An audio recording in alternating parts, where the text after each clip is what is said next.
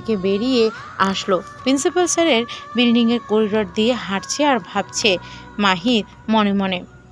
এত কিসের অভিমান, এত রাগ, এত জেদ, কিন্তু কেন? ওয়াই? হুট করে ফোন দিল কোনো এক নম্বরে। নাম্বারটি বারবার সুইচ অফ আসছে। বুঝতে পারছে না কেন সুইচ অফ আসছে। এক প্রকার নিরাশ হয়ে ছেড়ে দিল ব্যাপারটা। এরই মধ্যে কলেজের অনুষ্ঠানের কাজে ব্যস্ত হয়ে গেল। সেই ব্যস্ততায় আর এই কথা মনে নেই। দেখতে দেখতে আসন্ন দিন উপস্থিত হতে লাগলো। সবাই কাজে লেগে পড়েছে। এক সপ্তাহ পার হয়ে গেছে। আজ মির্জা প্রেসিডেন্ট কলেজ ফেস্টিভ্যাল অনুষ্ঠান। সবাই খুব তোড়জোড় করে কলেজের ইন্টেরিয়র সাজাচ্ছে। কলেজের সকল ছাত্রছাত্রী কাজে লেগে পড়েছে। আর এই কলেজে কে এক বিশেষ সম্বর্ধনা দেওয়া হবে। তার জন্য বিদেশ থেকে অনেক জ্ঞানীগুণীর জন আসবে। আর তাদেরকেও কলেজ থেকে সম্মান প্রদান করা হবে। তাই জন্য এত আয়োজন। কিছু পুরনো শিক্ষার্থীরাও এসেছে। তার মধ্যে মেহেকের দুই বন্ধু রাফি আর ইশিকা। ক্যাম্পাসের ভিতরে রাফি ইশিকা বলাবলি করছে। আজ বহুদিন হয়ে গেল ও চলে গেছে। হ্যাঁ, আর তার সাথে আমাদের প্রাণবন্ত বন্ধুমহলও হারিয়ে গেছে। এক দীর্ঘশ্বাস ফেলে, হতো অতটাও খারাপ মেয়ে ছিল না। খুব ভালো, নম্র, ভদ্র, সবার সাথে সদাচরণ করতো। ওর মতো মেয়ে খুব কমই আছে। কিন্তু শেষ পর্যন্ত এত ভালো হয়ে কি লাভ হলো বলতো? চোখ দুটো ছলছল করে উঠল। হ্যাঁ রে, আমরা একে অপরকে ভালোবেসে বিয়ে করেছি। এই নিয়ে ওর কত স্বপ্ন, কত ইচ্ছা ছিল আমাদের বিয়েতে কত হই হুল্লোড় করবে, কিন্তু কি হলো বলতো? সবটা সবটা কেমন যেন একটা পানসে পানসে হয়ে গেছে ও চলে যাবার পর। আমরা ওর থেকে মুখ ফিরিয়ে নিয়েছি। আচ্ছা, এক কাজ করলে হয় না? আমরা ওর খোঁজ করি। হ্যাঁ, সংশয় নেই, কিন্তু কোনো কিন্তু নয়। আমরা কেউই ওর সাথে ঠিক করিনি। যে সময়টা ওর পাশে থাকা উচিত ছিল, আমরা ওর থেকে দূরে সরে গিয়েছি। আমার আজও মনে পড়ে সেই দিনটার কথা, যেদিন ক্লাসের মধ্যে মাহির স্যার লাল স্ট্যাম্প পেপার নিয়ে এসে ওর হাতে ধরিয়ে দিয়েছিল। ওর মুখটা কেমন ফ্যাকাশে হয়েছিল দেখেছিস? যখন আসিফ স্যার ওকে বেরিয়ে যেতে বলল, তখন ওর কাঁপতে থাকা ঠোঁট আর অসহায় চোখের দৃষ্টি দেখেছিলিস? কেমন অদ্ভুত, তাই না? কাঁধে হাত দিয়ে সান্ত্বনার ভঙ্গিতে রাফি বলল। হ্যাঁ, মনে আছে। আজও ওই দৃশ্য মনে উঠলে বুক কেঁপে ওঠে। কেমন ভয়ঙ্কর সেই দিনটি। ও যখন কলেজ থেকে একটু একটু পা বাড়িয়ে চলে যাচ্ছিল, তখন বিষয়টা খেয়াল করেছিস? কি? কি আবার, ওর মাথা নিচু করে চলে যাওয়া। যখন গেটের কাছে দাঁড়িয়েছিল, সবাই কেমন ঘৃণা ভরা দৃষ্টিতে দেখছিল। তখন ওর মুখটা কেমন অসহায় হয়ে পুরো কলেজটা দেখছিল। ও চলে যাওয়ার পর আর লাইব্রেরি রুমে আড্ডায় কেমন একটা মজা থাকে না। আজও হয়তো কোনো এক রুমে এক কোণে ধুলো মাখা অবস্থায় পড়ে আছে নামের অ্যাটেন্ডেন্সের সেই খাতাটা। আমাদের হারিয়ে যাওয়া স্মৃতি। সময়ের সাথে সাথে সকল বন্ধুরা দূরে চলে গেছে। আবার তাদের সাথে মাঝে মাঝে ক্ষণিকে দেখা হয়, কিন্তু ওর সাথে আর কখনো দেখা হয়নি। জানিস এখন থাকে কোথায়? ইশিকা ভরাক্রান্ত মন নিয়ে বলল। না রে, তা জানা নেই। চল আজ পুরো কলেজ একটু ঘুরে আসি, হাত বুলিয়ে দিই আমাদের হারিয়ে যাওয়া স্মৃতিতে। হ্যাঁ, একটু মেহেকের সাথে আড্ডা দেওয়ার জায়গাগুলো দেখে আসি। আজও কি সেই আগের মতোই আছে কিনা। বলতে বলতে ওরা হল রুমের দিকে যেতে লাগলো।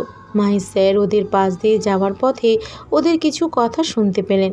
তিনি মাথা নিচু করে সব শুনলেন। কেমন জানি একটা খারাপ লাগা সৃষ্টি হলো। সেদিকে পাত্তা না দিয়ে সামনে এগিয়ে যেতে লাগলেন। খানিকক্ষণের মধ্যে তারা চলে আসবে। সবাইকে অ্যালার্ট করা হলো, কিন্তু শিক্ষক সিনিয়র ছাত্রছাত্রীদের ফুলের তোড়া ও ফুলের ডালা নিয়ে গেটের সামনে দাঁড়িয়ে যেতে বললেন। গেটের সামনে লাল কার্পেট বিছানো। লাল কার্পেটটি সোজা কলেজ হলরুম চলে গেছে। লাল কার্পেটের উপর গোলাপ আর সাদা ফুলের পাপড়ি বিছানো। দেখে মনে হচ্ছে কাউকে রাজকীয় স্বাগতম জানানো হবে। কার্পেটের পাশে রাজকীয় ভীম আর ফুলের ছড়া দিয়ে এক স্বপ্নের রাস্তা তৈরি করে দেওয়া হয়েছে। পুরো কলেজটিকে এত সুন্দরভাবে সাজানো হয়েছে যে কোনো বিয়ের ইন্টেরিয়র কম নয়। চারিদিকে রাজকীয় অভিজাত্যের ছোঁয়া, এক অপরূপ সৌন্দর্য। ছেলেগুলো বাহারি রঙের পাঞ্জাবি আর শার্ট পরে দাঁড়িয়ে আছে, আর মেয়েগুলো খুব সুন্দর সেজেগুজে বাহারি রঙের শাড়ি আর কামিজ পরে দাঁড়িয়ে আছে। সবার হাতেই রয়েছে এক একটি ফুলের তোড়া ও ফুলের ডালা। লাল কার্পেটের পাশে সবাই সারিবদ্ধ হয়ে দাঁড়িয়ে আছে। সকল স্যার ম্যামরাও বেশ সুন্দর পরিপাটি হয়ে দাঁড়িয়ে আছে। সবার মাঝে প্রিন্সিপাল স্যারের কপালে চিন্তার ভাঁজ, কারণ একটাই, তার মেয়ে চলে গেছে সেই কবে, কিন্তু আজ অবধি তাকে দু চোখে দেখা দেখতে পারেননি।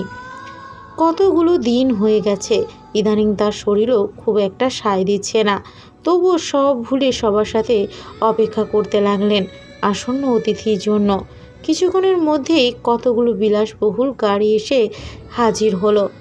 সেখান থেকে 4-5 জন নামকরা বিদেশি প্রফেসর আর বিজ্ঞানী নামলেন। তাদের সাথে কয়েকজন দেহরক্ষীও ছিল। তাদেরকে অভ্যর্থনা জানানো হলো।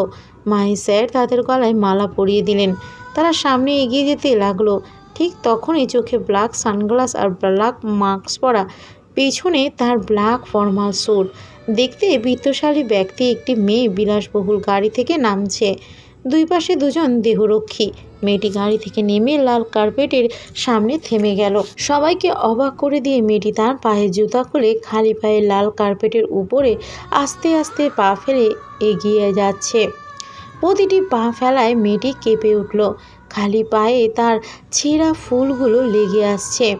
দুই পাশ থেকে তার গায়ে ফুলের পাপড়ি ছুঁড়ে মারছে। আজ যেন আকাশ থেকে বৃষ্টি নয়, বরং ফুলের বৃষ্টি হচ্ছে। আর সেই বৃষ্টিতে মেয়েটির শরীর ঠান্ডায় শীতল হয়ে আসছে। স্যার ম্যামদের দিকে এগিয়ে আসছে।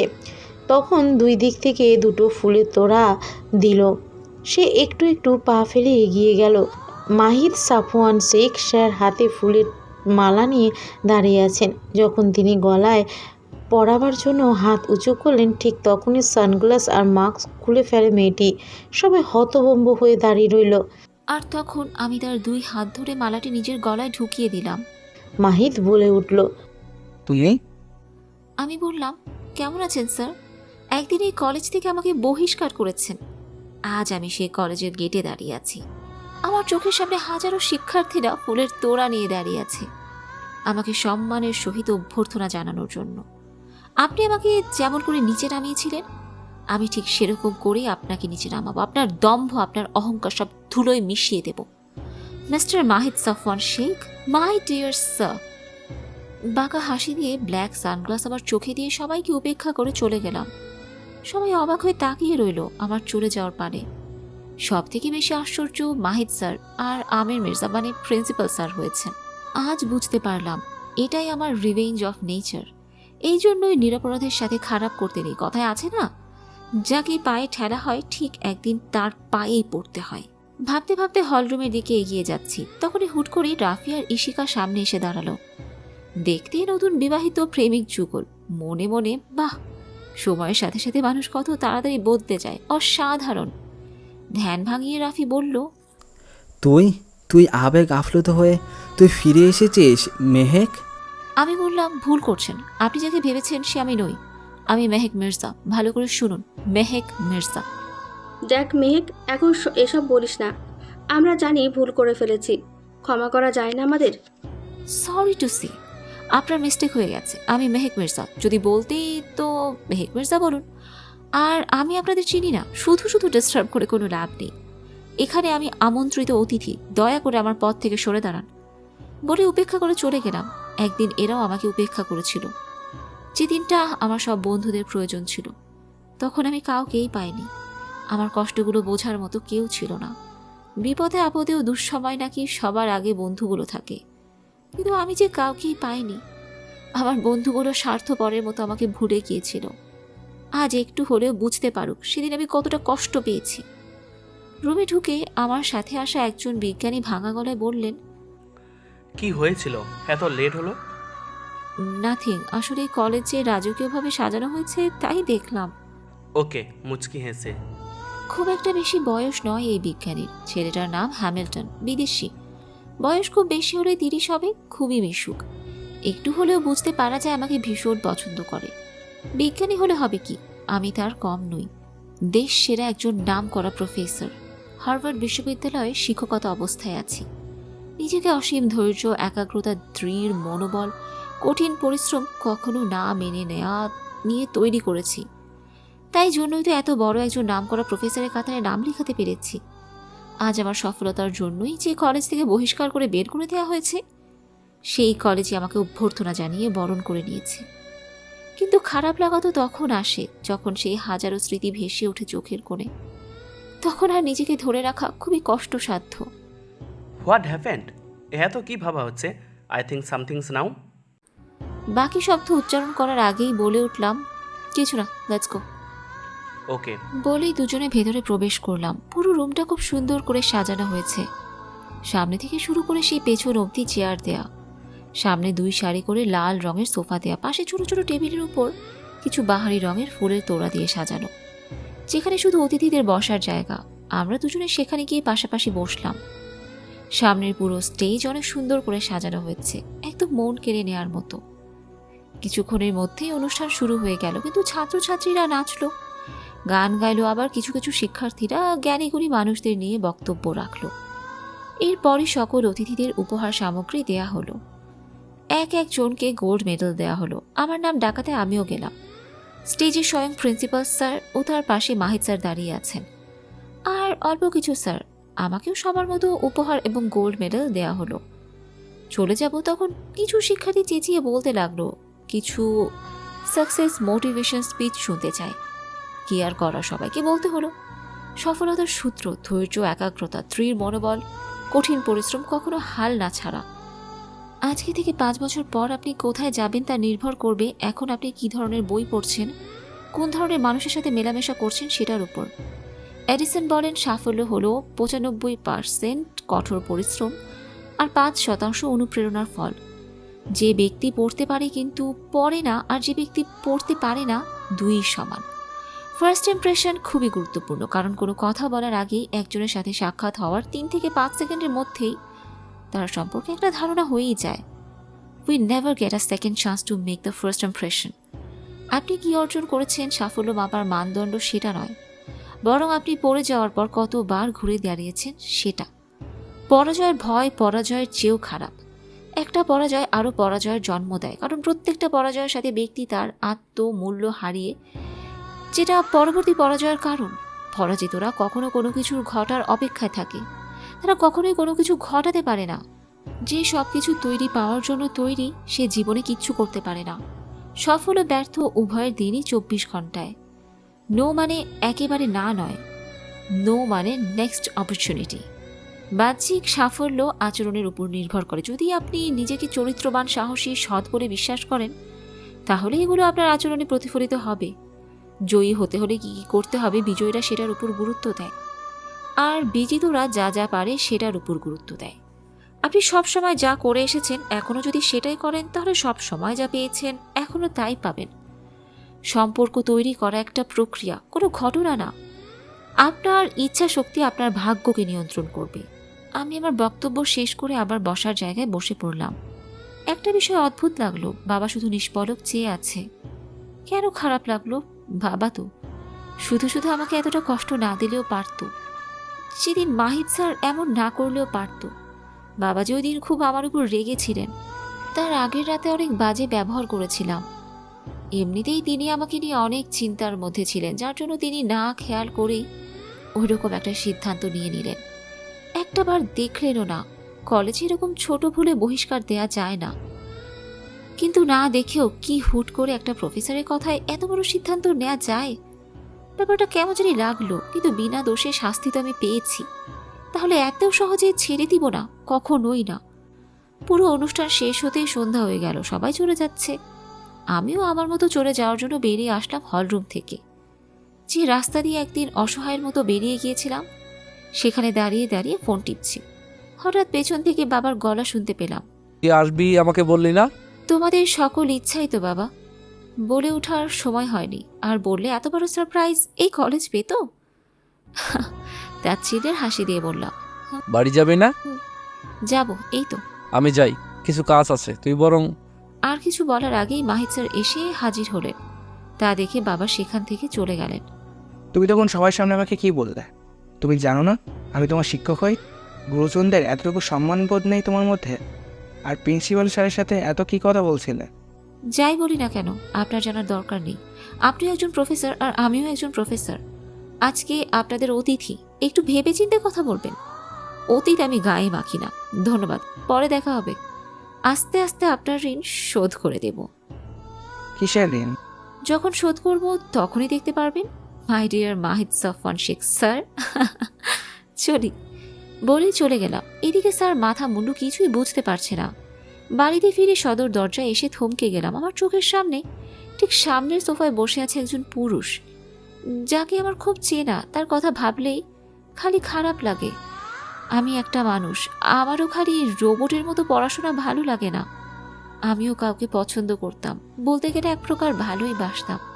প্রথম ভালোবাসা অদ্ভুত রকমের সুন্দর। প্রথমে তাকে ভালো লাগা, তার দিকে তাকিয়ে থাকা, সে যেখানে থাকে অজুহাত দিয়ে সেখানে যাওয়া, প্রথম ভালোবাসা প্রকাশ করা, তার সাথে কথা বলার প্রথম অনুভূতি, একজন একজনকে অন্য নামে ডাকা, তার সাথে প্রথম বলা কথা, তার সাথে লুকিয়ে লুকিয়ে দেখা করা, তার নাম ধরে ফ্রেন্ডরা রাগানো, সব কীরকম অদ্ভুত সুন্দর, তাই না? প্রথম ভালোবাসা যা মারাত্মক সুন্দর, যা কখনোই পূর্ণতা পায় না, থেকে যায় মনের গভীরে। চোখ দুটো বন্ধ করে দুফোঁটা নোনা জল গড়িয়ে পড়ল। সবার আড়ালে মুছে নিলাম। আমিও যে ওই মানুষটাকে খুব ভালোবাসি। আজ তার কোলে 4 বছরের মেয়ে সন্তান বসে আছে, পাশে তার প্রিয়তমা স্ত্রী। এটা যে কতটা যন্ত্রণার তা শুধু আমিই জানি। আমিও যে অবিবাহিত নেই। বাবা আমাকে ব্ল্যাকমেল করে বিয়ে দিয়েছে। আমিও সেই মানুষটির উপর রাগের বশে বিয়ে করে ফেলি, এক অজানা অচেনা মানুষকে। জানা নেই সেই মানুষটি আমার জীবনে কী প্রভাব নিয়ে আসবে। নিজের মনকে শক্ত করে এগিয়ে গেলাম। এরই মধ্যে ওরা সামনে তাকিয়ে দেখলো আমাকে। আমার সেই শখের পুরুষটিও শান্ত দৃষ্টিতে তাকিয়ে রইল।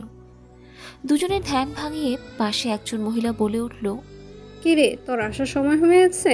আমরা সেই কখন থেকে অপেক্ষা করে আছি তোর জন্য। মহিলাটি আর কেউ নয়, আমার ফুপি।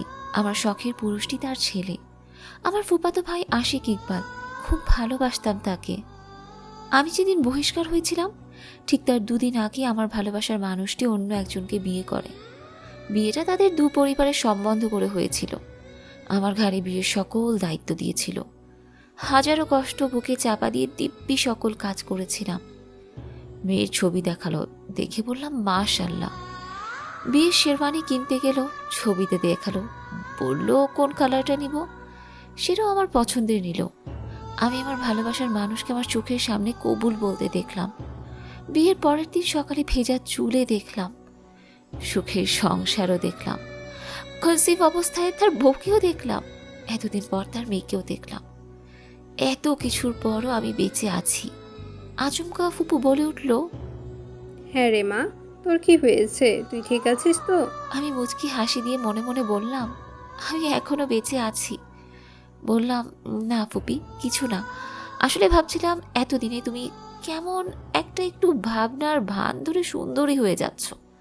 সত্যি করে বলো তো, তোমার রূপের রহস্য কি? হ্যাঁ হ্যাঁ, বলো বলো। হেসে বললাম, তুই যা গিয়ে ফ্রেশ হয়ে আয়।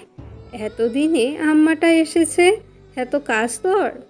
কাজ তো থাকবেই, নাম করা বিশ্ববিদ্যালয়ের প্রফেসর যখন। আসলে স্টুডেন্টের এক্সাম ছিল, তাই একটু ব্যস্ত থাকা আর কি। এখন তো হাতে সময় আছে। ওকে, যাই গিয়ে ফ্রেশ হয়ে আসি। ফুপি কিচেনে চলে গেল। আমিও পিছন ফিরে সিঁড়ির দিকে যাব। তখন প্রিয়া বলল, কেমন আছো আপু? গালে হাত ফুলিয়ে, আমিও ভালো আছি।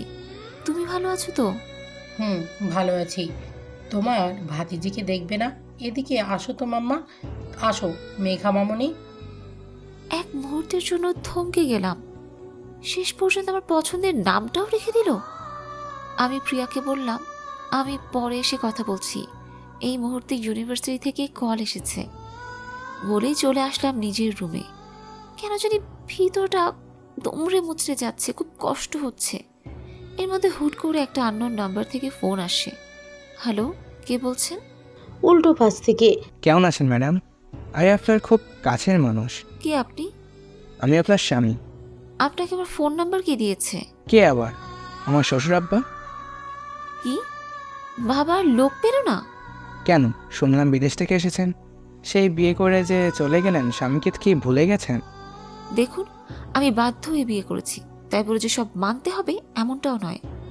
শুনেছিলাম আপনি খুব কোমল স্বভাবের, রাগ কম, একদম মিষ্টি একটা মেয়ে। আপনার খেয়ার কোনো কাজ নেই? এখন কাজ একটাই, আমার বউ। কি ননসেন্স! উফ, আপনি না। আমি কি? হ্যাঁ কি? এক মিনিট, আপনার নামটা কি জানেন? আসলে বিয়েতে রাজি হয়েছিলাম স্যার, মানে আপনার বাবার কথা শুনে। তার মেয়ের মতো মেয়ে নাকি খুব কমই আছে, খুব ভালো। আমার নাম আপনার কোনো কাজে আসবে না। কি হবে? জীবনে ঠিক মানুষ আসলে পুরো অতীত বলা সম্ভব। তাই নাকি? অতিথি যদি হয় বিষাক্ত, তাহলে আদৌ কি বলা সম্ভব বলুন? আপনি আর আমাকে কোনোদিনও ফোন দিবেন না। এক মিনিট, বাবা তো যাকে পেয়েছে তার হাতে তুলে দিয়েছে। তা কাজবাজ কিছু করেন নাকি টোটো কোম্পানির ম্যানেজার? বেকার নই, যথেষ্ট এস্টাবলিশ আছে। থাকার জন্য ছোট একটা বাড়ি আছে, চলার জন্য গাড়িও আছে, ছোট একটা পরিবারও আছে। এখন বাকি শুধু আপনি। আমার পছন্দ ভালো সুন্দর মনের মেয়ে, যে অহংকারবিহীন, আত্মবিশ্বাস, যার মনটা সুন্দর। যতদূর জানি স্যার খুব ভালো মনের মানুষ, সেই হিসেবে তার মেয়ে খুব ভালো মানুষ। আপনি আমাকে দেখেছেন? না, আপনাকে না দেখেই ভালোবেসে ফেলেছি। আমার নামটাও জানেন না? দেখেনি তাহলে? আসলে সেদিন আমি আপনাকে কল্পনা করতে করতে কিছু খেয়াল করিনি, আর কাজী বলার সাথে সাথেই আমিও কবুল বলে দিয়েছি। খালি ভাবছি আপনাকে কখন পাবো, কিন্তু আপনি তো না দেখা করলেন আর না কথা বললেন। খুব অভিমান আপনার। আমার এগুলো পছন্দ নয়। দেখুন, বিয়েটা বাধ্য হয়ে করেছি, তাই বলে আমার উপর অধিকার খাটাবেন না, তাহলে কিন্তু ভালো হবে না। আমাকে যতটা ভালো মনে হয় আমি ততটাও নই। সমস্যা নেই, ধীরে ধীরে কাছে আসবো। বাই, রাখছি। ছোট একটা সারপ্রাইজ আছে আপনার জন্য। ফোন কেটে দিল। বুঝতে বাকি নেই আসলে কে। আমার বাবার সেই সুপাত্র, অসহ্য বিরক্তিকর। সাথে সাথে ফোন নাম্বারটি ব্লক করে দিয়েছি। ফের আর ফোন দিতেই পারবে না। ফ্রেশ হয়ে রুম থেকে বের হবো, তখন বাবা আসলো। বলল, জামাইয়ের সাথে কথা হয়েছে? কিসের জামাই? হ্যাঁ, চেনা নেই জানা নেই হুট করে একটা লোককে আমার গলায় ঝুলিয়ে দিয়েছো। এত রাগ তোমার আমার উপর? মানছি একটা ভুল করেছিলাম, আশিকের বউ ভাত থেকে ফিরে। তাই বলে তুমি আমাকে তার পরের দিন কলেজ থেকে বহিষ্কার করে দিবে? কেন বাবা? আমার কি মন নেই নাকি আমি কাউকে ভালোবাসতে পারি না? হ্যাঁ বলো। আমাকে দুর্বল ভাবলে ভুল করছো। দেখ মেহেক, আমি সেই দিন তোর চিন্তে এতটাই আপসেট ছিলাম যে হুট করে কি থেকে কি সিদ্ধান্ত নিয়েছি আমার মাথায় আসেনি। সেদিন কলেজের পরীক্ষার কিছু কাজ করতেছিলাম, আর মন মেজাজ তুই তার আগের দিন রাতেই শেষ করে দিয়েছিস। কি করব ভেবে পাচ্ছিলাম না। তখনই মাহিদ আসলো আর এসে ওই কথা বলল। একেই তো মন মেজাজ খারাপ ছিল, তার উপর এই ধরনের কার্যকলাপ শিক্ষার্থীদের ওপর কি প্রভাব পড়বে, তাই ভেবে ওই রকম সিদ্ধান্ত নিয়েছি। কিন্তু আমি কি জানতাম যে ওটা তুই। মাহিদ এসে তোর কাগজ ধরিয়ে দিবে।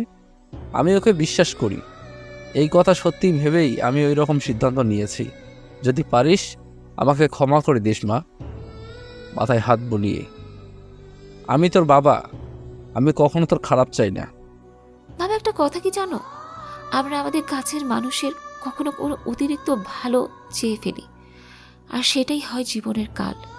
তুই চিন্তা করিস না, এমন কিচ্ছু হবে না। আমি তোর জন্য সব থেকে দামি জিনিস দিয়েছি। সৎ ন্যায় নিষ্ঠাবান পুরুষের সাথে তোর বিয়ে ঠিক করেছি। ফিরবো না বলেও ফিরতে হলো। সব খারাপটা কেন আমার সাথেই হয় বুঝি না।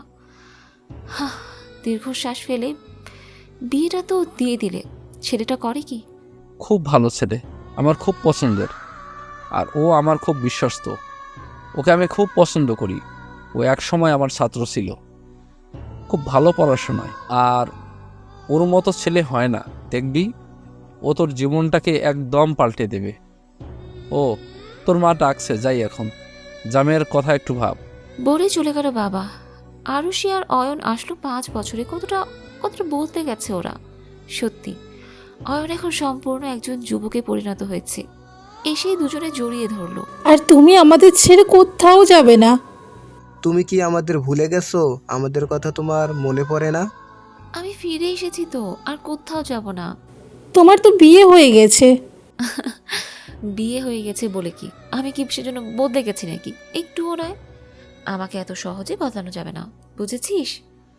পুরো সন্ধ্যাটা হই হুল্লোড় করে ওদের সাথে কাটিয়েছি। রাতে ডিনার শেষ করে বেডরুমে শুতে গেলাম। আজ অনেক ক্লান্ত লাগছে, তাই বিছানায় গায়ে এলিয়ে দিতে এক রাশ ঘুম চোখে ধরা দিল। হঠাৎ মাঝরাতে ঘুম ভেঙে গেল। অন্ধকার করে হুট করে কেউ গায়ে হাত দিল মনে হলো, মানে জড়িয়ে ধরলো। হঠাৎ করে কারো হাত পড়ায় কেঁপে উঠলাম। তৎক্ষণাৎ কাউকে ধাক্কা দিয়ে সরিয়ে দিতে মনে হলো খাট থেকে পড়ে গেছে এমন শব্দ হলো। মনে হলো লোকটা ধপ ধপ পা ফেলে লাইট অন করতে গেল, সাথে সাথে লাইট জ্বলে উঠল। সামনে দেখতে পেলাম পিছন ঘুরে একটা লোক দাঁড়িয়ে আছে, অ্যাশ কালারের শার্ট আর কালো ট্রাউজার পরা। পেছন থেকে দেখতে খুব একটা খারাপ নয়, কিন্তু আমার তো রাগে মাথা ফেটে যাচ্ছে। যে পেছনে তাকালো ঠিক তখনই একে অপরের দিকে তাকিয়ে হতভম্ব হয়ে রইলাম। আমার যে কি পরিমাণ রাগ হচ্ছে তা বলে বোঝানো যাবে না। তিনি আর কেউ নয়, স্বয়ং মাহিদ সাফওয়ান শেখ। নির্লজ্জের একটা সীমা থাকা উচিত। আপনি এত রাতে এখানে কি করছেন? তুমি এখানে কেন? আমি এখানে কেন মানে? আপনি আমার বাড়িতে আমার রুমে কি করছেন? হ্যাঁ, এটা আমার শ্বশুর বাড়ি, আর এটা আমার বউয়ের রুম, বুঝছো? হোয়াট? আপনি আমার সাথে ফাইজলামি করছেন? আশ্চর্য, আমি ফাইজলামি কেন করব? এটা আমার শ্বশুর বাড়ি, আর এখানে আমার বউ থাকে, আর আমি তার কাছে এসেছি, তোমার কাছে নয়। ভুল, এটা আমার রুম, এটা আমার বাড়ি। তার মানে বিয়ে আপনার সাথে হয়েছে?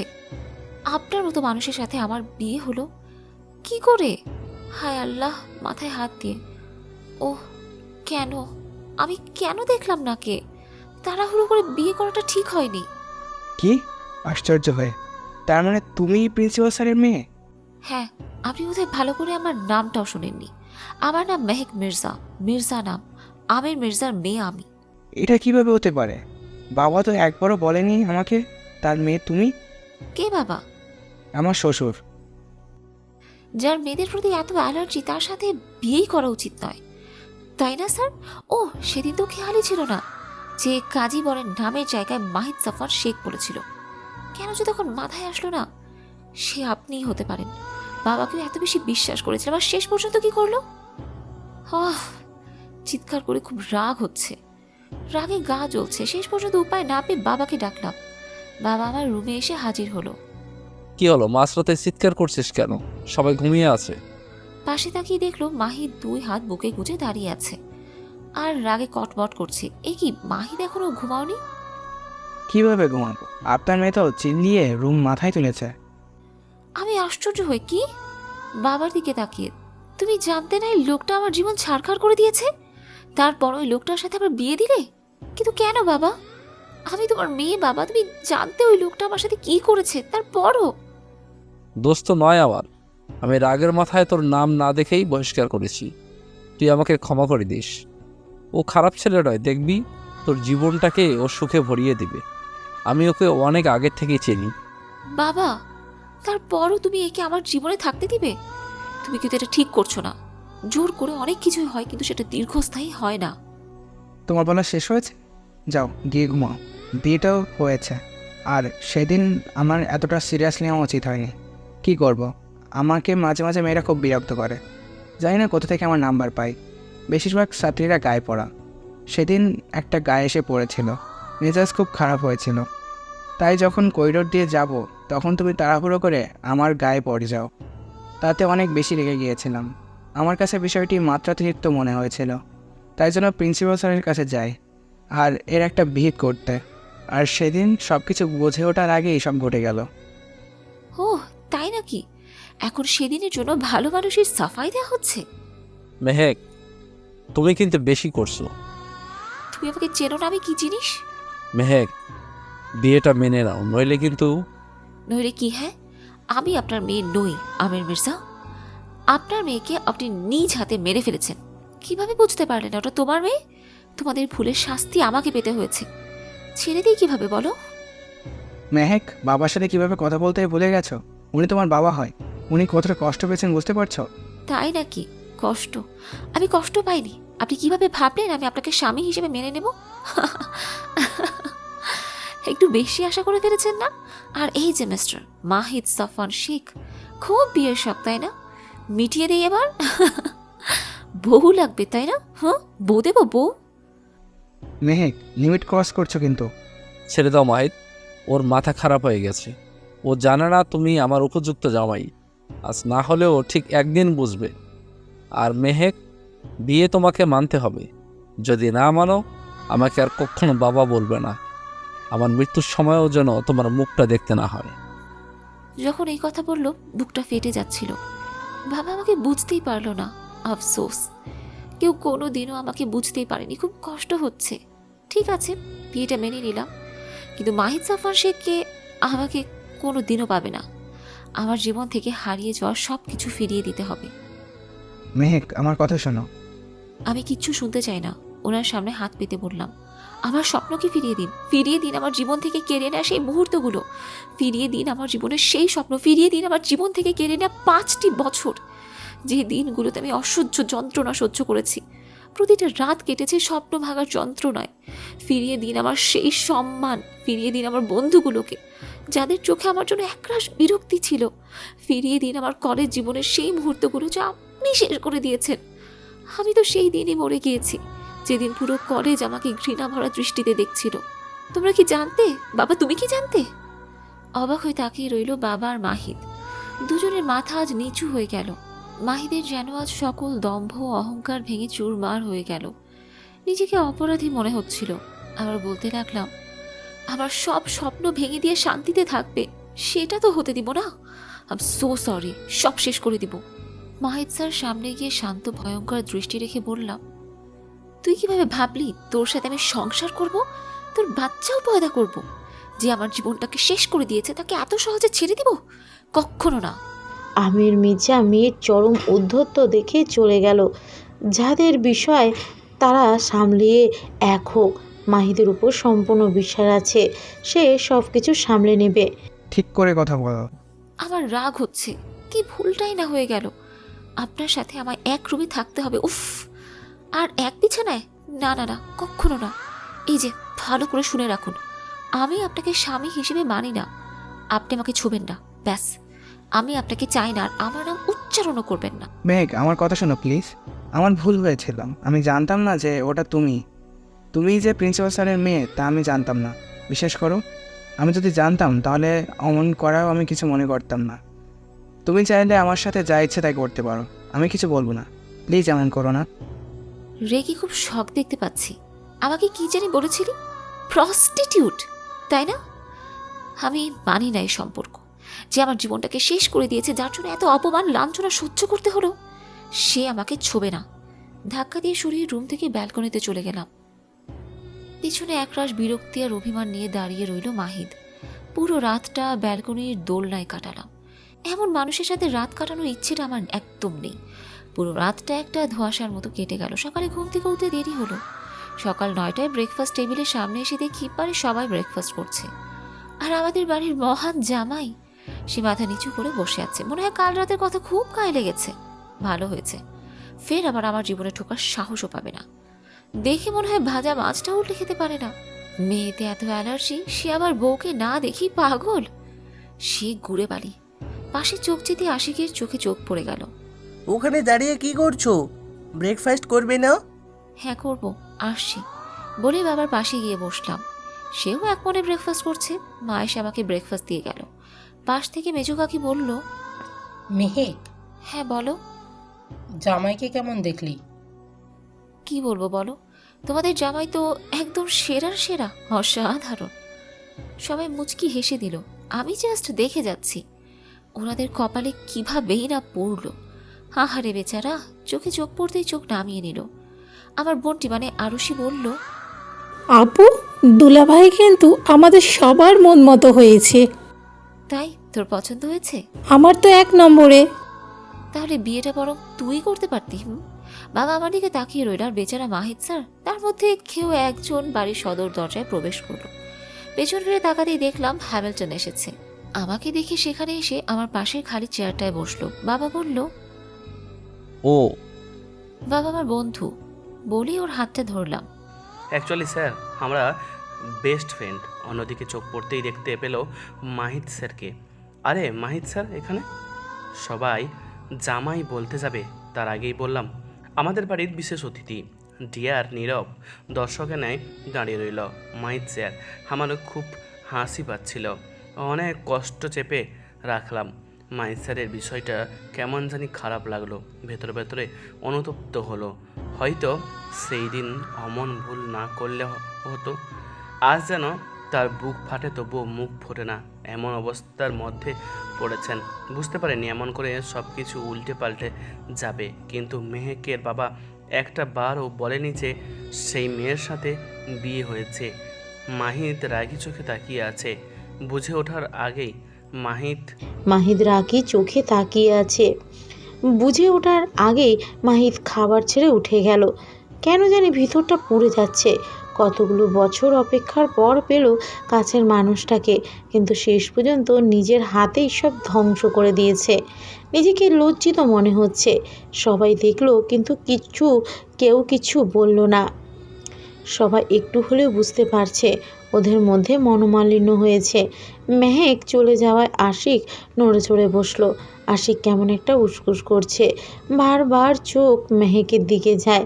মেহেককে কিছু যেন বলতে চায়। উসকুস অবস্থা দেখে প্রিয়া বলল, তোমার কি হয়েছে, ঠিক আছো? সবাই সেই দিকে তাকালো। কই কিছু না তো, কিছু হয়নি। তুমি খামোকা চিন্তা করছো। মেহেকের দিকে তাকিয়ে বললাম। সবাই তাকালেও আমি তাকাইনি। কেন তাকাবো? যে আমাকে এতটা কষ্ট দিয়েছে, যে শেষ পর্যন্ত সইতে না পেরে আত্মহত্যার পথ বেছে নিয়েছিলাম। বাবা সেদিন কতই না বোঝালো, কত ঝামেলা হয়েছিল সেদিন বাড়িতে। তখন হয়তো একটু বেশি নরম ছিলাম, সবটা আবেগের সাথে নিতাম। কিন্তু তার পরের দিনই বাবা আমাকে আরেক ধাপ কষ্টের দিকে এগিয়ে দিল। তার পরের দিন আমাকে সারা কলেজে ঘৃণার পাত্র বানিয়েছে। কিন্তু আজ আমাকে কষ্ট দেয়া এতটাও সহজ না। কিভাবে নিজের আবেগকে কন্ট্রোল করতে হয় তাই মেহেক মির্জা খুব ভালো করেই জানে। এজন্যই বলে পরিবর্তন খুব ভয়ঙ্কর। আশিকের চেহারা দেখতেও রাগ হচ্ছে। সেখান থেকে উঠে চলে গেলাম হ্যামিল্টনের কাছে। দুজন বেশ খানিকটা গল্পগুজব করলাম। তার কিছুক্ষণের মধ্যেই মেহেকের বাবা ব্রেকফাস্ট শেষ করে নিজের রুমে চলে গেল। দূর থেকে দেখতে কেমন জানি বিষণ্ণ দেখাচ্ছিল। কাল রাতের কথা মনে উঠতেই খারাপ লাগলো। বাবার সাথে একটু বেশি রাগারাগি করা হয়ে গেছে। আমার শিক্ষার মানটা নিচে নেমে গেছে। যে বাবার জন্য নিজেকে আজ প্রতিষ্ঠিত করতে পেরেছি, তার সাথে এমন করা উচিত হয়নি। আমার জীবনের পেছন থেকে সবচেয়ে বেশি অবদান বাবার। তাহলে অনুতপ্ত হয়ে ক্ষমা চাওয়া উচিত। জানি বাবা যেমন এক হাতে ভেঙেছেন, আবার অন্য হাত দিয়ে জোড়াও লাগিয়েছেন। ক্ষমা চাওয়া উচিত। তাই হ্যামিল্টনকে বললাম, তুমি একটু দাঁড়াও, আমি একটু বাবার সাথে কথা বলে আসছি। ওকে। মুচকি হাসি দিয়ে চলে আসলাম বাবার রুমে। বাবা কলেজে যাওয়ার জন্য রেডি হচ্ছে, পেছন ঘুরে রয়েছে। আমি মাথা নিচু করে বললাম, সরি বাবা, আমার হাতে এতটা বাজে ব্যবহার করা উচিত হয়নি। সরি, কিন্তু কি করব বলো? আমিও মানুষ, আমার ভিতরে অনুভূতি আছে। জানি ঠিক হয়নি, একজন শিক্ষক হয়ে বাবাকে অসম্মান করা উচিত হয়নি, কিন্তু তখন আমি নিজেকে কন্ট্রোল করতে পারিনি। তুমি আমার জীবনে আমার সব থেকে বড় অভিশাপটা এনে দিয়েছো। একবার ভেবে দেখো তো, আমাদের পরিবারে এত অর্থ সম্পদ, এত নাম ডাক, এসব না থাকলে কি হতো? সারাটা জীবন আমার শেষ হয়ে যেত। হ্যাঁ, তোমার টাকাতেই বিদেশে পড়তে গেছি। যদি টাকা না থাকতো তাহলে কোনোদিন আমার পড়াশোনা হতো না। পুরো জীবনটা কলঙ্কের দাগ নিয়ে বয়ে বেড়াতে হতো। এখনো কি কম? আমার জীবনে লাল দাগ লেগে গেছে। তুমিও একজন কলেজ থেকে বহিষ্কার হওয়া মেয়ের পিতা।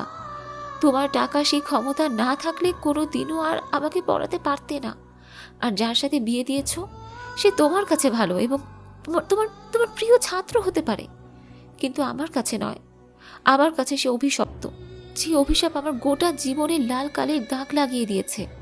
হ্যাঁ, এটা সত্যিই তুমি আমাকে বহিষ্কার করেছো।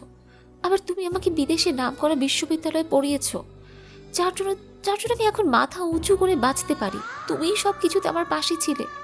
তোমার ছাত্র আমাকে বিয়ে করেছে ঠিকই, কিন্তু এখন তার সেই দম্ভ অহংকার নেই, ধুলোয় মিশে গেছে। কারণ এক বহিষ্কার হওয়া মেয়ে তার স্ত্রী, যাকে গোটা কলেজ ঘৃণা ভরা দৃষ্টিতে দেখছিল, যাকে কলঙ্কিত করেছিল।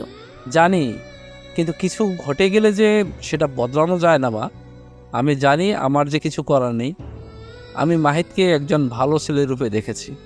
ন্যায় নিষ্ঠাবান পুরুষ, ওর বাবা মায়ের যোগ্য সন্তান। ওর আচার ব্যবহার খুব ভালো।